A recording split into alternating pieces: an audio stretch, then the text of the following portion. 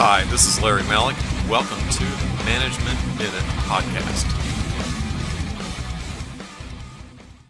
This is the first edition of the Management Minute Podcast, and as such, it's going to be a little longer than a minute, probably around 16 minutes plus my intro.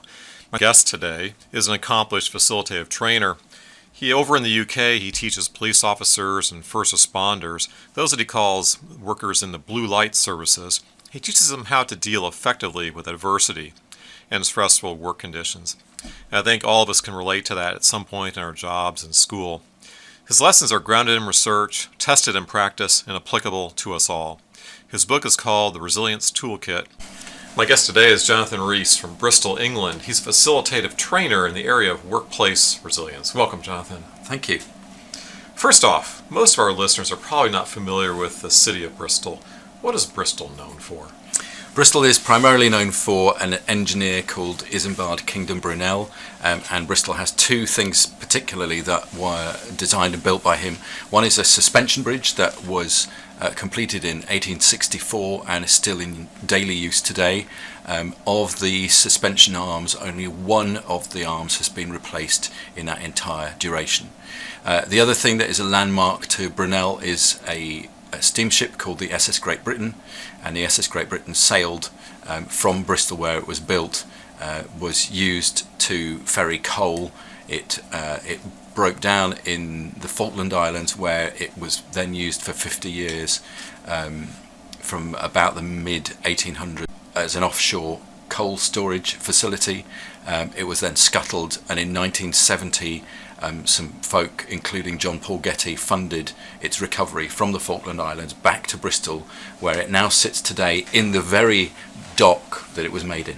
That's fascinating. It's amazing. Sounds like a city with great engineering history to it. Yeah, and we're also now very well known for high-tech industries, so artificial intelligence, small incubator companies and organisations. So all in all, it's a pretty happening place. It's lots of creative arts, but yeah, strong engineering background as well. Well, wonderful. I know you work with the blue light services, so police and first responders. And do you have any interesting stories of how these your trainees have used what they have learned? There was a guy who came up to me after an awards ceremony recently, and I knew him reasonably well, and I knew him reasonably well, and I went up to shake his hand and congratulate him. And he looked at me as he shook my hand and said, "You're part of the reason why I got this award." And I was slightly, thought, well, he's just had too many glasses of wine, and he's just being nice to me. He said, "The one thing that your training did was it gave me permission to work in a way that was who I am and use my skills and talents in the best way for who I am, not for what I thought people wanted me to do."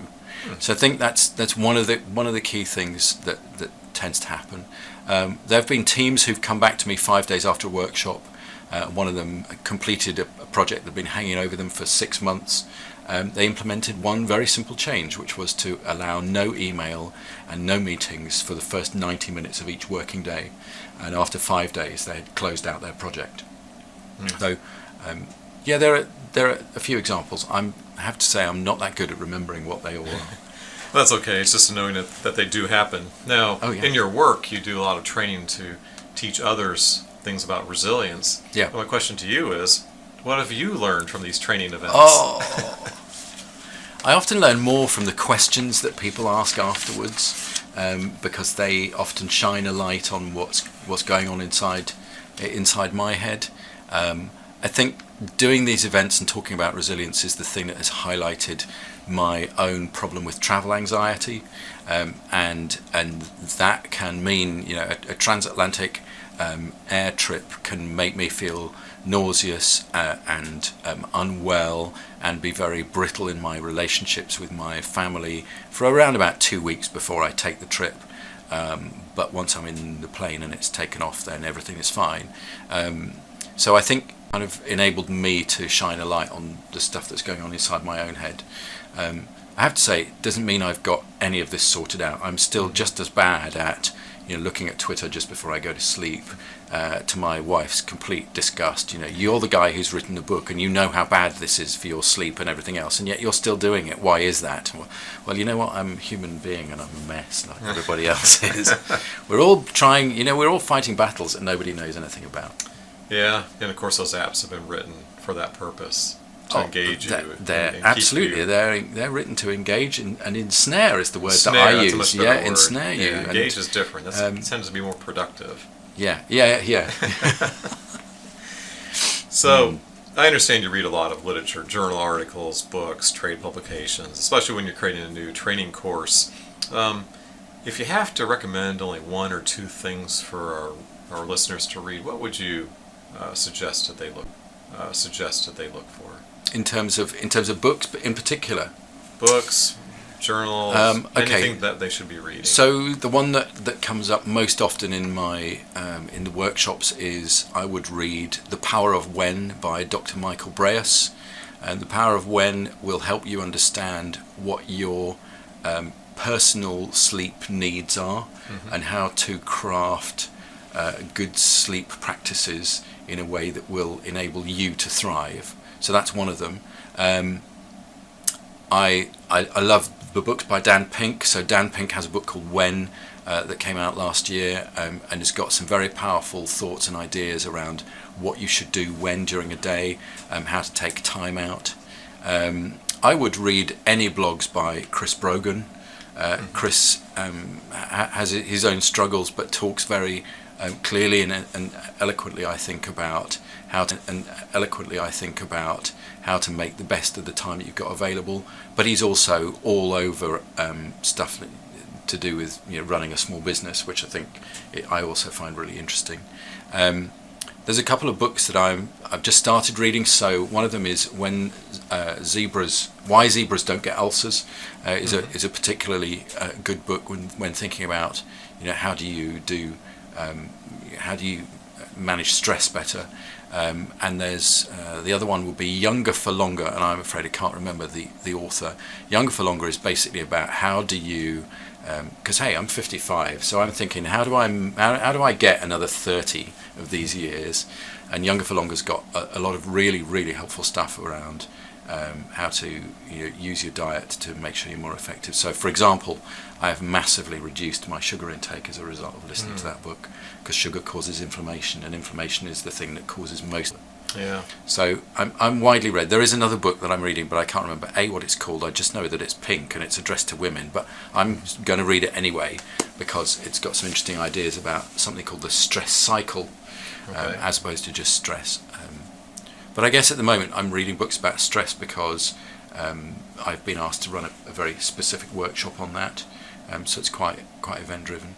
In terms of the academic side of things, I think if you are reasonably inclined to read things and you're willing to not necessarily understand everything you read, the beauty of the internet today is that you can go and find academic papers really easily and read them. And this is where people like Dan Pink are really great, because they're not necessarily academics, but they're able to read papers and turn them into stuff that is interesting and relevant to everybody. And I think in a way that's kind of what I did with my book, isn't it? Translation of ideas there, and then also compiling them from other sources is obviously very helpful. Yeah. To people who just don't have time or won't seek out that information. But I think the other thing is, if we think purely about engineering and we say, okay, I need to find the thing on how to lead a strong R&D team. And if we look at it only from an engineering perspective, we're missing a lot, because actually you could do really well by going and looking at, say, how a creative industry does their type of R&D, which is still R&D, but they manage it in a different way.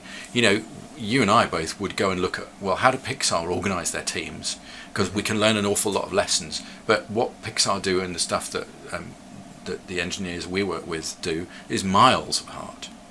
Right. So it's I'm always really interested in looking across the genres and seeing, well, what can I pick up from somewhere else? Hence why I'm reading a book that is absolutely clearly aimed at women. But I'm going to read it.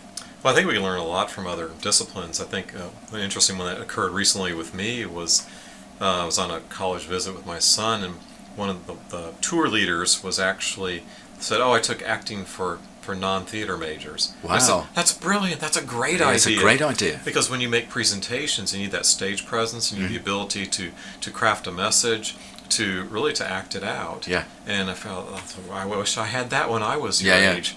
So I know a guy, Chris Grimes, who is he was a fully fledged actor, but now he runs an organisation that trains people to be really great at public speaking. What he also does is he runs an extended weekend improv workshop to teach people improv. But most of the people who go are business people, because the one thing that we're doing when we're standing up in front of the room is the core message of improv: everything is an offer. Once you see everything as an offer, it's now, well, what can I do with this? Well, that's an interesting question, but what can what direction might that take me into? So, you're absolutely right. Looking completely outside and go to a weird genre, and maybe you go to a theatre production and you sit there and you ask yourself a question about, well, so how is this? How is this a metaphor for a team? So I'll give you another example.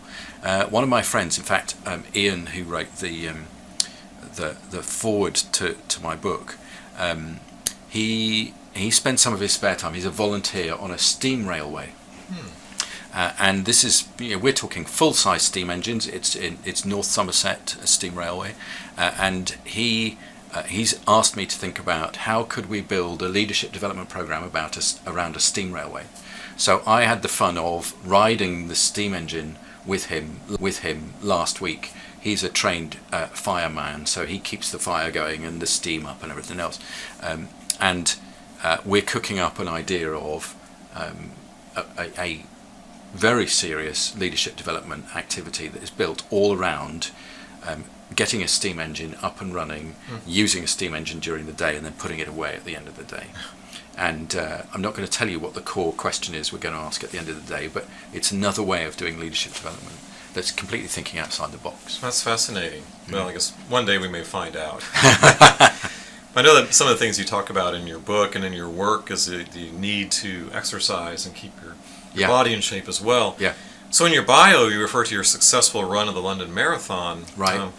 What adversity did you need to overcome to accomplish that? Oh, that's a really good question, because the simple answer would be every kind of adversity. An adversity to wanting to go outside when it's cold and dark in the middle of winter, but you've got a 10-mile training run to do. My adversity to not cry in front of other people. Well, when you get to the end of 22 miles, the first time you run 22 miles in a training run, even the hardest men are literally in bits because it's such hard work. I think, the main thing was I never believed I could do it.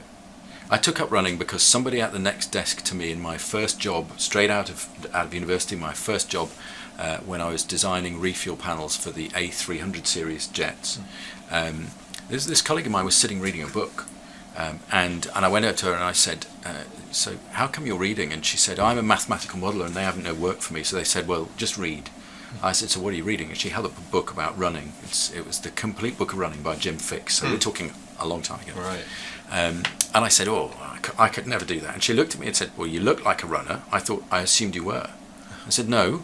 She said, well, here, read the book. I went home and I finished reading the book at 1:30 in the morning because I've just found it so interesting. So I went back the next day and said, thanks for the book. She said, no, I meant read it all. I said, I have. Where do you suggest I go? She said, well, why don't you go out of your house, go to the end of the road, turn left, go to the end of that road, turn left, go to the end of that road, turn left, go to the end of that road and turn left, and you'll come home.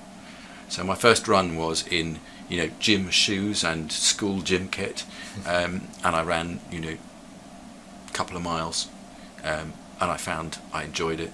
So I then just stuck at it and kept working.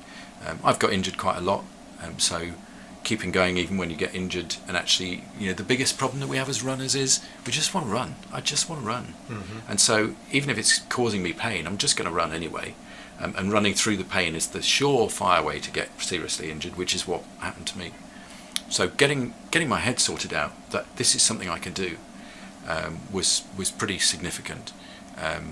I never set out a marathon to raise money for charity or anything like that. I decided I was going to run it one day, but I needed to get 10 or 12 half marathons under my belt first. So it probably took me 3 or 4 years before I did the marathon at all. Okay. I didn't start in my first year. So there's a lot of working up to it. And I thought I wasn't going to be capable of the kind of physical hard work of hill repetitions or stuff like that. But actually, I just get stuck into it and really enjoyed it. So I don't think I'm any more gifted than anybody else, but I managed to just get my head into it and dig into it and keep going. That's inspirational, because I've heard people say that sometimes you just got to get over that initial hump, and you got to make sure your nutrition and hydration is good, and you can do a lot of things. We're talking 20 years ago, and energy gels were just about available, but really expensive. Nobody wore headphones out running. You didn't have GPS on your phone. You might have had. I did eventually buy a heart rate monitor, but that was a pretty costly thing. And the watch literally showed you the time and your heart rate, and you could set zones. So we had a lot less technology than we do now. I don't think the technology has actually improved it or helped it at all in any way, shape, or form. I think that you used to line up at the start of a race where people were trying to do a good time, and they'd got their mile splits written in biro on their arm, and they basically just check their watch and run to the splits that they'd written on their arm. You couldn't tell what else was going on with your body. So it was different. Okay. And I think the technology doesn't necessarily help. And, Yeah, I've got to have GPS on my watch. Well, just ditch the watch. Just go run. Follow the signs. Yeah, follow the signs. Well, wonderful. Jonathan has just published a book on his approach to workplace resilience. It's called The Resilience Toolkit. It's available on his website and on Amazon. So thank you for being here this week, Thank you. and please keep in touch. Yeah, I've loved it. Thank you very much. I will.